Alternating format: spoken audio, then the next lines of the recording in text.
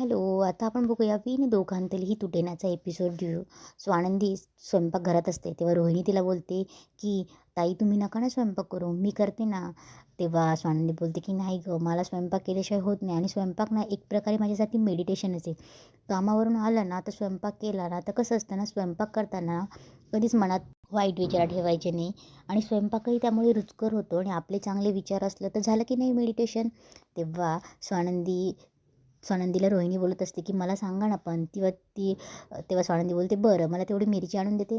तेव्हा रोहिणी मिरची आणून देते आणि ती स्वानंदी फोडणीसाठी जिरं मोहरी मिरची टाकते. तेव्हा रोहिणी बोलते मॅडम तुमची फोडणी पण खूप वेगळी आहे ना. तेव्हा स्वानंदी बोलते अगं वेगळं काही नाही त्यात, फक्त जिरं मोहरी आणि मिरचीची फोडणी आणि फोडणी वरतून टाकली ना तर कोशिंबिरीला चांगला स्वाद येतो. तेव्हा रोहिणी बोलते मॅडम मला शिकवणार तुमच्या रेसिपी. तेव्हा स्वानंदी बोलते हो. तेवढ्या तिथे आजी येते आणि आजी बोलते की रोहिणी काय स्वयंपाक, आणि स्वानंदी तू काय इथे करतेस. तेव्हा रोहिणी काहीच बोलत नाही. तेव्हा स्वानंदी बोलते की आजी मीच तिला बोलली, मला खूप इच्छा होती एकदा तरी स्वयंपाक करायची. तेव्हा आजी बोलली बरं ठीक आहे, पण काय आहे ना एरवी ज्याचं काम ज्याने आहे ना त्यानेच करावं. तेव्हा स्वानंदी बोलते हो ठीक आहे. आजी अजून पण स्वानंदीशी व्यवस्थित बोलत नसते, पण आजीला तिची काळजीही असते. तेव्हा स्वानंदी बोलते की आजी एक काम करा, राजवाड्यांना सांगू नका एवढा सगळा स्वयंपाक मी केला आहे म्हणून. तेव्हा आजी बोलते बरं ठीक आहे, चला जेवायची वेळ झाली, ताटं वाढायला घ्या. इकडे अधिरा आणि अर्पिता भेटतात. तेव्हा अधिरा अर्पिताला सांगत असते की प्रॉब्लेम खूप आहे बाबा सासूबाईंचा. सासूबाई यार काय सारख्या बडबड बडबड करतात. ताई तुला आठवतं आपल्याकडे आजीकडे एक टेप रेकॉर्डर होता, जेव्हा लहान असताना जेव्हा त्याची कॅसेट बंद पडायची ना तेव्हा कसं ते रिपीट रिपीट रिपीट चालू व्हायची. सेम यार तसंच करतात त्यासारखं रिपीट रिपीट आणि एकच विषय घेऊन बसतात. तेव्हा अर्पिता बोलते हो ना, त्या जरा थोड्या जास्तच करतात ना. बघ ना टेन्शन घेऊन घेऊन तुझ्या डोळ्याखाली किती डार्क सर्कल आले. तेव्हा अधिरा बोलते की काय हो. तेव्हा अर्पिता बोलते की हे बघ ती मोबाईल दाखवते. तेव्हा अधिरा बघते आणि बोलते की हो ओ गॉड किती अनहॅप्पी आहे तेव्हा अर्पिता बोलते अनहॅप्पी नाही इरिटेटिंग आहेत. तेव्हा अधिरा बोलत असते की हो ना यार का अशा वागतायत त्या. तेव्हा अर्पिता बोलते की बरं जाऊ दे पार्टीचं कुठपर्यंत आलं. तेव्हा अधिरा बोलते यार सासूबाई काय करावं कळत नाही मला त्यांचं. तेव्हा अर्पिता अधिराला खोदून खोदून विचारत असते आणि अधिरा फ्लोमध्ये सासूबाईंबद्दल तिच्याशी बोलत असते. अर्पिताला तेच हवं असतं की तिला रोहन आणि अधिराचं लग्न मोडण्यासाठी अधिराला भरवायचं असतं. तेव्हा अधिरा बोलते पार्टी पार्टी तर मी करणारच आहे. तसाही बाबांचा आणि रोहनचा पूर्ण सपोर्ट आहे आणि त्याचं माझ्यावर खूप जास्त प्रेम आहे आणि माझंही त्याच्यावर प्रेम आहे. रोहनशिवाय तर मी राहूच नाही शकत.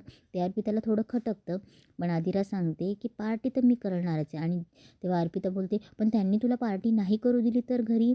तेव्हा अधिरा बोलते की पार्टी तर मी घरीच करणार आहे आणि त्यांनी नाही करू दिली ना तर मी निघून जाईल कुठेतरी असं बोलते. इकडे अंशू आपल्या केबिनमध्ये चिडचिड करत असतो आणि बोलतो समजते काही स्वतःला, एवढं वॉर्न केलं तरी माझी तक्रार केलीस. तेवढ्यात तो शेळकेला बोलवतो. शेळकेला सांगतो की तिला पाठव श्वेताला. तेव्हा शेळके जाऊन श्वेताला बोलून आणतो. तेव्हा श्वेता येते. तेव्हा अंशुमन श्वेताजवळ जातो आणि बोलतो समजतेस काय तू स्वतःला, हां कोणाशी पंगा घेते माहिती आहे का. तेव्हा तो तिचा फोन हातातनं घेऊन घेतो. तेव्हा श्वेता बोलते की सर तुम्ही असं का करतायत. तेव्हा अंशुमन बोलतो जस्ट शट अप, तू स्वतःला काय समजतेस हां. तुला काय वाटलं तू माझ्यासोबत पंगा घेतेस, तू चांगलं नाही केलं आहेस हे. तेव्हा श्वेता बोलते की सर पण तुम्ही मला का त्रास देत आहेत. तेव्हा अंशू बोलतो की तुमच्या गुड लुकिंग मुलींचा ना हाच प्रॉब्लेम असतो, जरा काही भाव दिला ना तर जास्तच हवेत उडायला लागतात. तेव्हा अंशू शेळकेला बोलवतो आणि शेळके आल्यावर त्याला सांगतो की शेळके असतील नसतील जेवढी कामं आहेत ना तेवढी हिला द्या आणि आज ते कामं कंप्लीट झाली नाही तर कामावरनं काढून टाका म्हणून. तिथून अंशू निघून जातो. इकडे अर्पिता स्टफ पिठा ब्रेड म्हणून ऑर्डर करून सगळ्यांना सर्व करते खायला. तेव्हा अधिराचे सासरे तिचे कौतुक करत असतात की याचं नाव काय आहे गं म्हणून, आणि हे कसं आहे काय आहे आणि याला काय म्हणतात.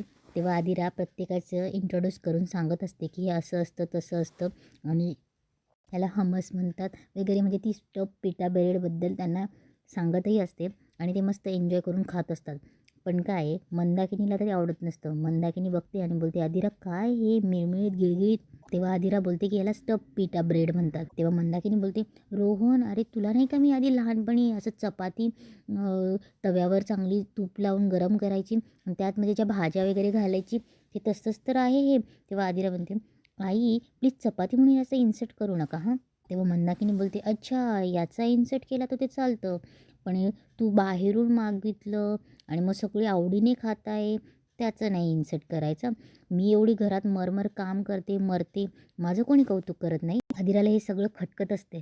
तेव्हा आदिरा बोलते की आई मला जर स्वयंपाक बनवता आला असता ना तर मी तुम्हाला बनवून खाऊ घातला असता, पण आय एम शुअर की तुम्ही त्यातही काही ना काही काढलं असतं. तेव्हा स्वानंदीचे बाबा बोलतात की आदिरा जाऊ दे ना, तिला बोलू दे ना, आम्ही एन्जॉय करतोय ना, तू शांत बस. आणि काय आहे ना, काही लोकांना ना उत्तरं द्यायची नसतात अगं, उलटी उत्तरं. तेव्हा आदिरा बोलते की तुम्ही यांना समजवत का नाही? आई तुम्हाला नाही आवडत तर तुम्ही नका ना खाऊ, तुम्हाला कोण म्हटलंय खा म्हणून. तेव्हा मंदाकिनी ठेवते आणि बोलते बरं मी खायचं नाही का, म्हणजे मी उपाशी राहायचं, हां कोणाला काय फरक पडणार आहे, मी खाईल ना खाईल, उपाशी राहील. तेव्हा ती तिथे टाकून निघून जाते. तेव्हा आदिरा बोलते की आशा काय, यांना कोणी बोलत का नाही? तेव्हा आदिराचे सासरे बोलतात की आदिरा हे बघ, मला याचं पुन्हा नाव सांग, मला पण आता फार आवडले बाबा. आता मी जाऊन जोशाला सांगणार आहे की माझ्या सुनेने स्टफ पिटा ब्रेड हे काहीतरी आणलं होतं, ऑर्डर केलं होतं म्हणून. सुश खा तू, आम्ही एन्जॉय करतोय ना, तू लक्ष नको देऊ. इकडे समर आणि सगळी फॅमिली जेवायला बसलेली असते डायनिंगवर. तेव्हा समर आमटीची चव घेतो आणि तो इतका खुश होऊन जातो की सारखा बोलत असतो की आजी काय आमटी बनवली, म्हणजे हॉटेलमध्ये सुद्धा जेवणाला अशी चव नको, 5 स्टारमध्ये सुद्धा नको, काय चव आहे. तेव्हा समर एक एक गोष्ट खाऊन एका गोष्टाची इतकी तारीफ करत असतो. तेव्हा स्वानंदी त्याच्या शेजारीच बसलेली असते आणि ती डायरेक्ट उठूनच बसते. तेव्हा तो बोलतो की आजी हात दे हात दे, आणि त्या आजीच्या हाताच्या पाया पडत असतो. आजी काय तुझे हात आहे, बाप रे. समर इतका कौतुक करत असतो.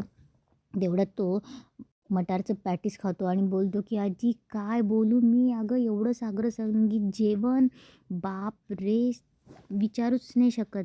तेव्हा आजीला बोलतो की आजी पुन्हा हात दे हात दे, आणि तिच्या हाताला डोकं टेकून बोलतो की आजी तू महान आहेस, ग्रेट आहेस. तेव्हा आजी बोलते की अरे माझ्या नको, मी नाही बनवला हा सगळा स्वयंपाक, ते स्वानंदीच्या हातापकड.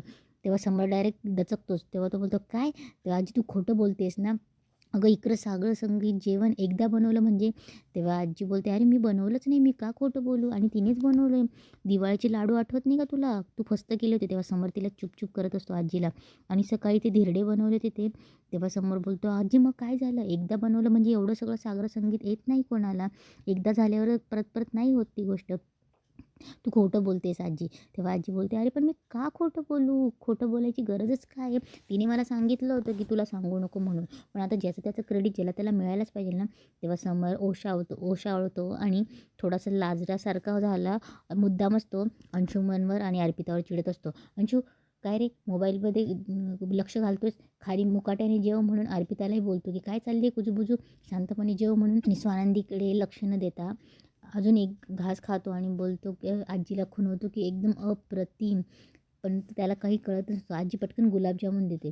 तेव्हा समोर बोलतो अगं तू हट्ट करतेस म्हणून मला खावा लागतो, नाही तर मी खाल्ला नसता.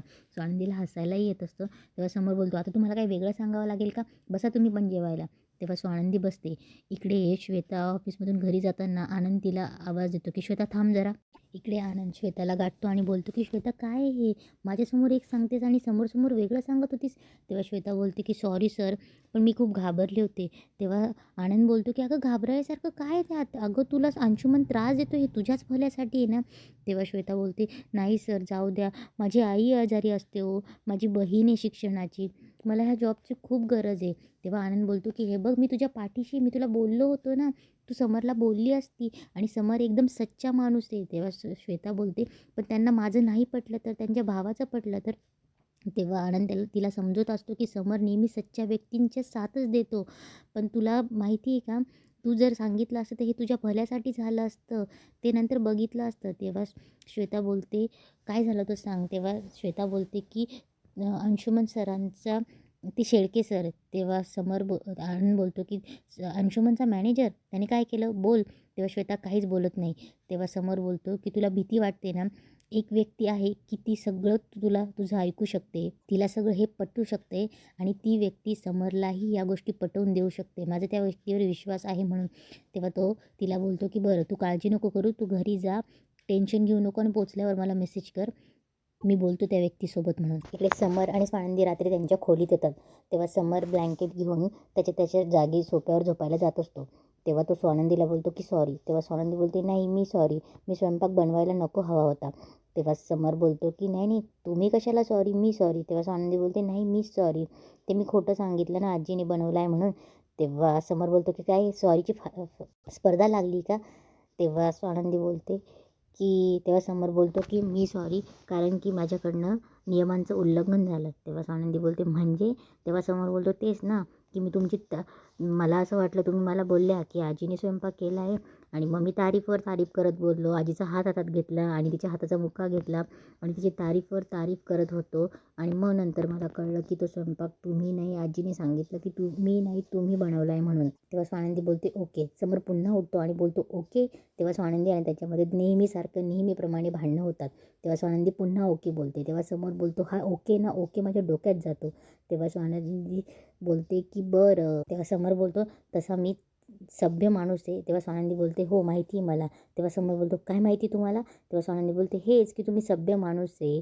तेव्हा समोर बोलतो हो सभ्य आणि मी सभ्य तर मी आहेच आणि चांगलाही आहे. तेव्हा स्वानंदी बोलते नाही नाही चांगल्याची पदवी मी नाही देऊ शकत. तेव्हा समोर बोलतो म्हणजे काय मी चांगला नाही. तेव्हा स्वानंदी बोलले मी असं कुठे म्हटले. तेव्हा समोर बोलतो तुम्ही आत्ताच बोलले ना. तेव्हा स्वानंदी बोलले हे बघा मी तुम्हाला चांगल्याची पदवी देऊ शकत नाही.